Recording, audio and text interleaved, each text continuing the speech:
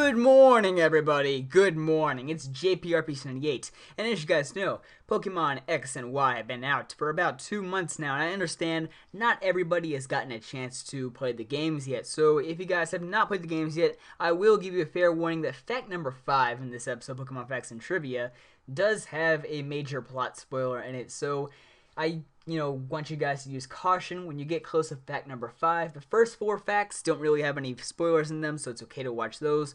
But again, please use caution when you approach fact number 5 if you have not completed Pokemon X and Y yet. But other than that, everything is completely fine. So let's get into this, the Pokemon X and Y edition of Pokemon Facts and Trivia. Fact number 1, Gumi. Although Gumi is the lightest Dragon-type Pokemon in existence, its Pokedex entry from Pokemon X actually says that it is the weakest Dragon-type Pokemon. This is incorrect because the weakest Dragon-type Pokemon is actually Noibat with a base stat total of 245, while Gumi's base stat total is 300. Now when you look at Gumi, all you really see is just some weird slug-like things. You're probably wondering, why is this guy a Dragon-type? Well, it turns out the reason he is a Dragon-type is because he is based on a creature called the Blue Dragon Sea Slug. Fact number 2, Pokemon Origins. In the original Japanese version of Pokemon Origins, Red actually considers giving his Charmander the nickname Sepultura, while in the English dub he doesn't actually say any nicknames out loud for Charmander. Sepultura was actually the nickname of a Charmander that was on the back of a Pokemon Red box in Japan.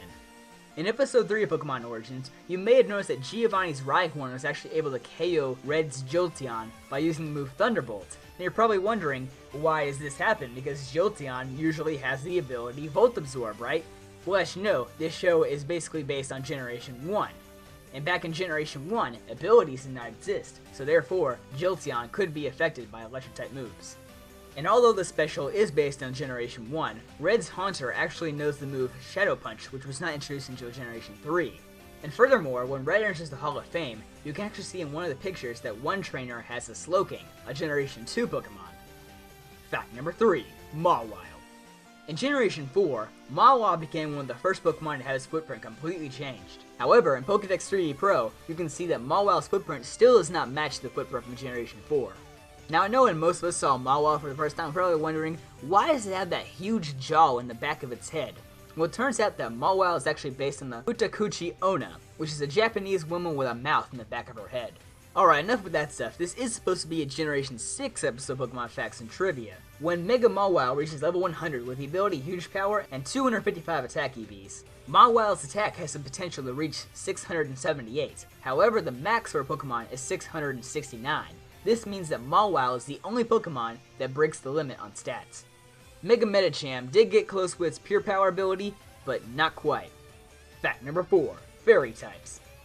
As of Generation 6, there are 34 Fairy-type Pokemon, which is 4.5% of all Pokemon, which makes it the rarest type tied with Ghost. And here's a little competitive battling hint for you guys. All Pokemon that will resist your Fairy-type moves are actually weak to ground, fire, steel, and poison. So, Gramble with Earthquake might actually work. I don't know. I mean, I'm just throwing that out there. And while we're still on the topic of Gramble, you may be wondering, why is he even a fairy type if he's a dog? Well, his fairy typing may actually be a reference to the Kusith, which literally translates to Dog Fairy. And on a slightly unrelated note, the clock attached to the fairy gym in Lavare City actually has 13 hours on it, instead of just 12. Fact number 5, AZ. Outside the Battle Frontier or any other battle facility, AZ is the only trainer Pokemon game that will not give you any prize money after being defeated. This is probably because the game does not save a second time after you defeat AZ, which means that when your character is sent back to Vanderbilt Town after the credits, all progress made in that battle will be lost. AZ may be based on the story of the Wandering Jew, which is a man who taunted Jesus and was cursed with immortality.